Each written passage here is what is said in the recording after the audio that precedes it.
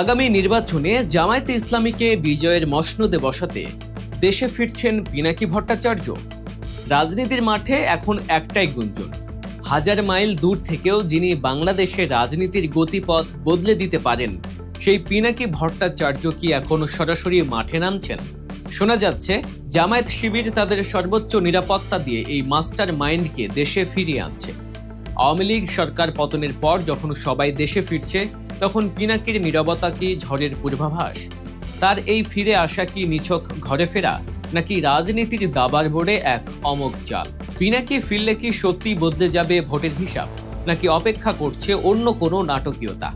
আজকের ভিডিওতে আমরা উন্মোচন করব এই পর্দার পেছনের আসল ঘটনা। সুদূর প্যারিসে বসেও যিনি বাংলাদেশের রাজনীতির অলিগলি নখদর্পণে রাখেন তিনি পিনাকি ভট্টাচার্য। গত ১.৫ দশক ধরে দেশের মানুষের কাছে তিনি হয়ে উঠেছেন এক অদৃশ্য শক্তি।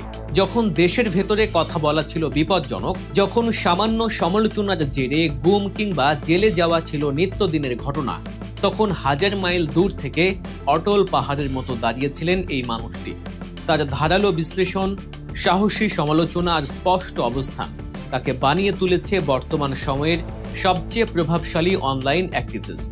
তবে এখন আলোচনা শুধু তার ভিডিও বার্তা বা ফেসবুক স্ট্যাটাস নিয়ে নয়, আলোচনা তার ফেরা নিয়ে। রাজনীতির অন্দরমহলে কান পাতলেই শোনা যাচ্ছে এক নতুন বার্তা। ধারণা করা হচ্ছে পিনাকি ভট্টাচার্য খুব শীঘ্রই দেশে ফিরছেন, আর তার এই ফেরার সাথে ওতপ্রোতভাবে জড়িয়ে আছে বাংলাদেশের অন্যতম বড় রাজনৈতিক দল জামায়াতে ইসলামীর ভবিষ্যৎ পরিকল্পনা। অনেকেই মনে করছেন জামায়াতে ইসলামীর রাজনৈতিক শক্তিকে আরও সুসংহত করতে এবং আগামী নির্বাচনে দলটিকে সুবিধাজনক অবস্থানে নিয়ে যেতেই এই প্রত্যাবর্তনের ছক কষা হচ্ছে। একটা বিষয় খেয়াল করলেই দেখবেন, পিনাকি ভট্টাচার্য কিন্তু কখনোই জামায়াতে ইসলামীর সদস্য ছিলেন না। তার রাজনৈতিক অতীত ঘাঁটলে দেখা যায় তিনি একসময় বামপন্থী রাজনীতির সঙ্গে যুক্ত ছিলেন, কিন্তু গত কয়েক বছরে তিনি যেভাবে জামায়াত ও ছাত্র শিবিরের পাশে দাঁড়িয়েছেন তা এক কথায় নজিরবিহীন। তিনি বারবার বলেছেন, জামায়াত বা ছাত্র শিবির তার কাছে কোনো রাজনৈতিক দল মাত্র নয়, বরং নৈতিকতা এবং আদর্শের এক শক্ত খুঁটি। তার মতে সৎ লোক তৈরির কারখানা হলো জামায়াত শিবির। এমনকি ডাকসু নির্বাচনে যখন ছাত্র শিবির বা তাদের সমর্থিত প্যানেল নিয়ে আলোচনা হচ্ছিল তখন পিনাকি ভট্টাচার্য ছিলেন উচ্ছ্বসিত। তিনি স্পষ্ট করেই বলেছিলেন, এই জয় শুধু একটি ছাত্র সংগঠনের জয় নয়, এটি মজলুম জনতার জয়। তার এই অবস্থান তাকে ইসলামী মূল্যবোধে বিশ্বাসী তরুণ প্রজন্মের কাছে এক আইকনে পরিণত করেছে। হাজারো তরুণ আজ তার কথায় অনুপ্রাণিত হয়, তার দিক নির্দেশনাকে গুরুত্ব দেয়। দেশ বিদেশের রাজনীতির এমন সব অজানা গল্প আর গভীর বিশ্লেষণ সবার আগে পেতে আমাদের চ্যানেল গল্প নিউজ সাবস্ক্রাইব করে পাশে থাকা বেল আইকনটি চেপে দিন। দর্শক, এখন প্রশ্ন হলো, পিনাকি ভট্টাচার্য দেশে ফিরলে রাজনীতির মাঠে আসলে কি ঘটবে? প্রথমত তার গ্রহণযোগ্যতা। পিনাকি ভট্টাচার্য এমন একজন ব্যক্তি যার কথা সমাজের বুদ্ধিজীবী মহল থেকে শুরু করে গ্রামের চায়ের দোকান পর্যন্ত পৌঁছে গেছে। গত ১৫ বছরে আওয়ামী লীগ সরকারের দমন পীড়নের বিরুদ্ধে তিনি যেভাবে সোচ্চার ছিলেন তা তাকে সাধারণ মানুষের আস্থার প্রতীক করে তুলেছে। নির্যাতন, হুমকি কিংবা মামলার ভয় তাকে সত্য কথা বলা থেকে এক চুলও নড়াতে পারেনি, বরং যত দিন গেছে তার জনপ্রিয়তা আকাশচুম্বী হয়েছে। এই বিশাল জনপ্রিয়তা যদি জামায়াতে ইসলামীর পক্ষে সরাসরি কাজে লাগানো হয় তবে ভোটের সমীকরণ উল্টে যাওয়া অস্বাভাবিক কিছু নয়। দ্বিতীয়ত তরুণ সমাজ। বর্তমানে বাংলাদেশের ভোটারদের বড় একটা অংশ তরুণ, আর এই তরুণদের ওপর পিনাকির প্রভাব অস্বীকার করার উপায় নেই। তিনি যেভাবে লজিক দিয়ে, ইতিহাসের রেফারেন্স দিয়ে কথা বলেন তা তরুণদের চুম্বকের মতো টানে। জামায়াতে ইসলামীর বর্তমান আমির ডাক্তার শফিকুর রহমান থেকে শুরু করে তরুণ ছাত্র নেতা সাদিক কায়েম, সবার প্রতি পিনাকির সমর্থন দলটিকে নতুন প্রজন্মের কাছে গ্রহণযোগ্য করে তুলেছে। তিনি যদি দেশে ফিরে সরাসরি প্রচারণায় অংশ নেন বা কৌশলগত পরামর্শক হিসেবে কাজ করেন তবে জামায়াতের ভোট ব্যাংক যে বড়সড় একটা ধাক্কা দেবে তা বলাই বাহুল্য। কিন্তু পিনাকি ভট্টাচার্য আসলে কে? তার পেছনের গল্পটা কি? পিনাকি ভট্টাচার্যের জন্ম ১৯৬৭ সালের ১৫ই ডিসেম্বর বগুড়ার এক সম্ভ্রান্ত পরিবারে। তার বাবা শ্যামল ভট্টাচার্য ছিলেন বগুড়া জেলা স্কুলের একজন প্রখ্যাত শিক্ষক এবং সাংস্কৃতিক ব্যক্তিত্ব। বাবার আদর্শ আর সাংস্কৃতিক আবহে বেড়ে ওঠা পিনাকি ছোটবেলা থেকেই ছিলেন মেধাবী।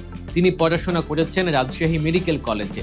1985 থেকে 1992 সাল পর্যন্ত তিনি রাজশাহীতে ছিলেন এবং সেই সময় বামপন্থী রাজনীতির সাথে সক্রিয়ভাবে যুক্ত হন।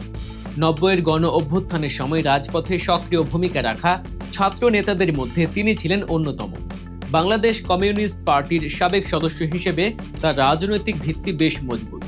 দর্শন, ইতিহাস এবং রাজনীতি নিয়ে তার পড়াশোনা অগাধ। এ পর্যন্ত তিনি 18টিরও বেশি বই লিখেছেন, যা পাঠক মহলে বেশ সমাদৃত। বহুমুখী প্রতিভার এই অধিকারী মানুষটি জীবনকে দেখেছেন নানা দৃষ্টিকোণ থেকে, আর এই অভিজ্ঞতাই তার বিশ্লেষণগুলোকে করে তোলে এত তীক্ষ্ণ ও বাস্তবসম্মত। 2013 সালের শাহবাগ আন্দোলনের সময়ও তাকে সামনের সারিতে দেখা গিয়েছিল, কিন্তু সময়ের সাথে সাথে তার চিন্তাধারায় পরিবর্তন আসে।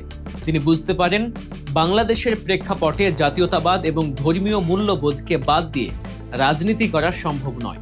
বিশেষ করে ভারতীয় আধিপত্যবাদের বিরুদ্ধে তার কঠোর অবস্থান তাকে ইসলামী দলগুলোর কাছাকাছি নিয়ে আসে। তিনি বিশ্বাস করেন বাংলাদেশের স্বাধীনতা ও সার্বভৌমত্ব রক্ষায় জামায়াতে ইসলামীর মতো সুশৃঙ্খল দলের প্রয়োজন রয়েছে। এখন আসা যাক তার দেশে ফেরার বর্তমান প্রেক্ষাপট নিয়ে। আওয়ামী লীগ সরকারের পতনের পর অন্তর্বর্তীকালীন সরকার ক্ষমতায় এসেছে প্রায় অনেক দিন হলো। অনেক নির্বাসিত সাংবাদিক ও অ্যাক্টিভিস্ট দেশে ফিরেছেন, কিন্তু পিনাকি ভট্টাচার্য এখনো ফেরেননি। কেন? অনেকেই মনে করেন এটা তার কৌশলগত সিদ্ধান্ত।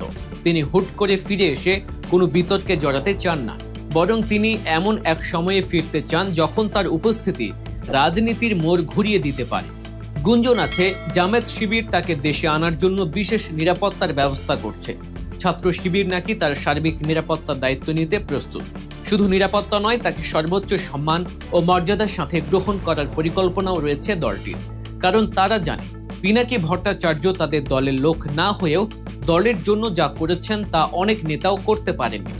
তিনি জামায়াতের গায়ে লেগে থাকা নেতিবাচক ট্র্যাকগুলো যুক্তি দিয়ে খণ্ডন করেছেন এবং তরুণদের বুঝিয়েছেন যে দেশ গঠনে এই শক্তির প্রয়োজন আছে। পিনাকির সম্ভাব্য এই প্রত্যাবর্তনে সমমনা অন্য দলগুলোর কপালে ভাঁজ পড়েছে, বিশেষ করে যারা জামায়াতের উত্থানকে সহজভাবে নিতে পারছে না।